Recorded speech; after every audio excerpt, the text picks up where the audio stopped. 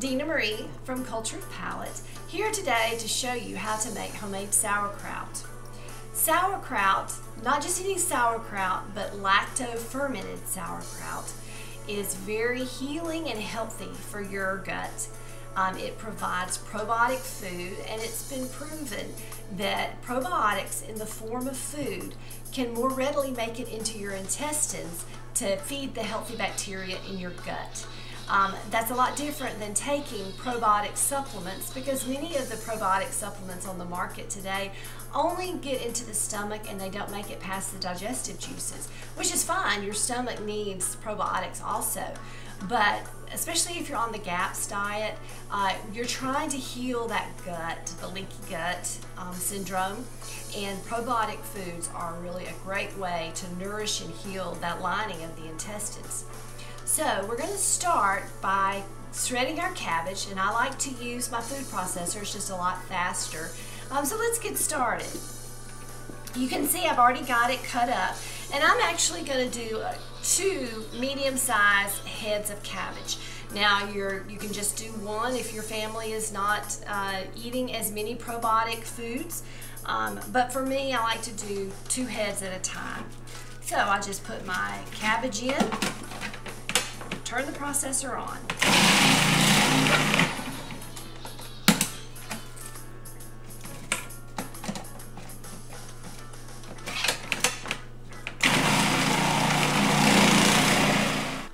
So this is the last processor full of cabbage, and as you can see I've been putting it into a bowl here, and I will do that with this last also.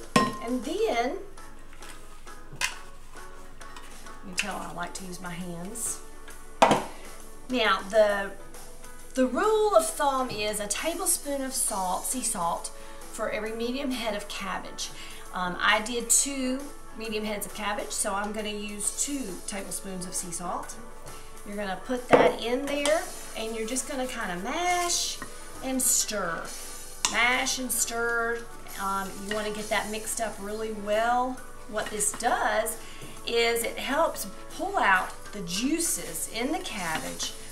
It also helps inhibit the bad bacteria.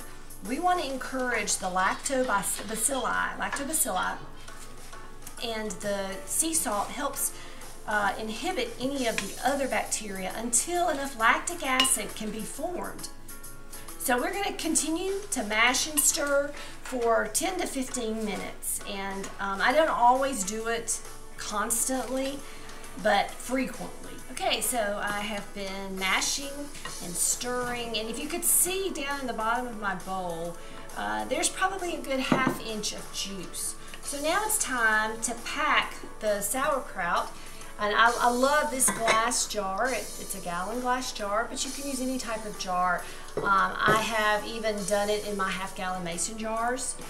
So anything that you can put it in, the key is to keep it under the liquid, which I will show you here in a minute.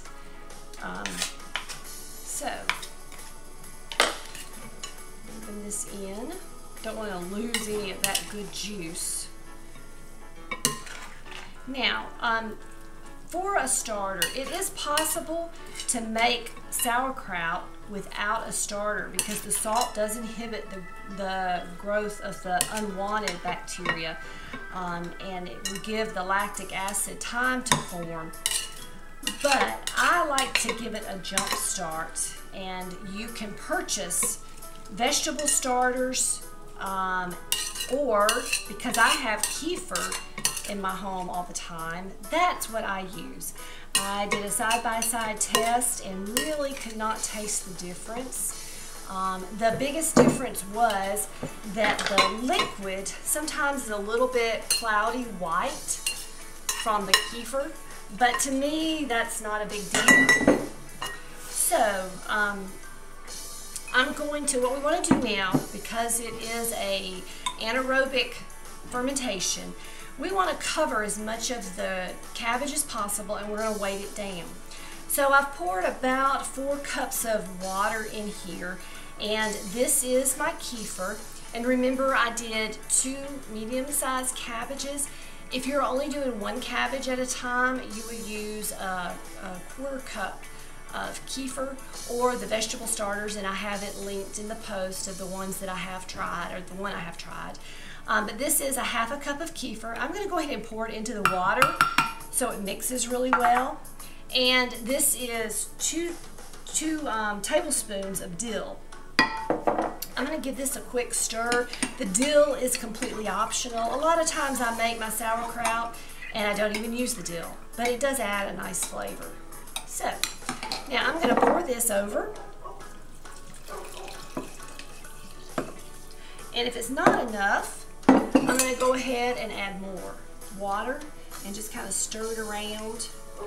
I like to have a lot of juice, so I think I will add a little bit of water to this. Now, the vegetables that you're fermenting with lactofermentation are going to swell. So you want to make sure that you leave at least an inch head space between the top. And if that sounds like a voice of experience, it is, because I have filled mine too full, and we can come in the next morning and have sauerkraut juice all over the counter from where it's bubbled up. So make sure you leave that head space. Now, to weigh it down, I like to use these glass bowls. It's just something I have at home. I put it right there on the top, kind of push it down, and I put my lid on. And from here, we're going to let it sit on the counter for 7 days. So the cabbage has been sitting on my counter at room temperature for a week now, 7 days. And if you watch it during the week, it's really interesting. You can see the lactic acid forming because little air bubbles come. If you take a look at the jar, you can see the level that the cabbage rose to as it was fermenting, and then of course it goes back down. So that shows you why it's so important to make sure you leave the head space so you don't lose all that good juice. So I'm going to open the jar. It's time to put it in the refrigerator now and take out my weight. Now, because lactofermentation is an anaerobic process, any oxygen, any of the cabbage that floats to the top and is exposed to oxygen has a tendency to mold. So sometimes I might just have a little white look on the edge, and I just take a spoon and pull off the top layer. It won't hurt anything. Just make sure that you keep what's underneath. So now I'm just going to put the cabbage. I love using these half-gallon mason jars to pack my cabbage for the refrigerator. And I'm just going to fill it up. You don't have to worry once you get into the refrigerator about the fermentation process continuing, because the cool temperature slows it down. So there's really no need to worry about the head space at that point. I like to use these lids, these plastic lids. They're reusable. They fit on the mason jar, the wide mouth mason jars. The sauerkraut at this point is ready to eat. If you let it sit in the refrigerator for a couple of weeks, it becomes more mellow in its taste. So especially for children, I found out when we were on the GAPS diet that sometimes the freshly made sauerkraut was just a little bit strong for our little ones. So if you let it sit in the refrigerator, the taste will mellow, and it's a delicious way to get probiotics into your family. It's also very economical. So I hope this has encouraged you to try making your own sauerkraut at home.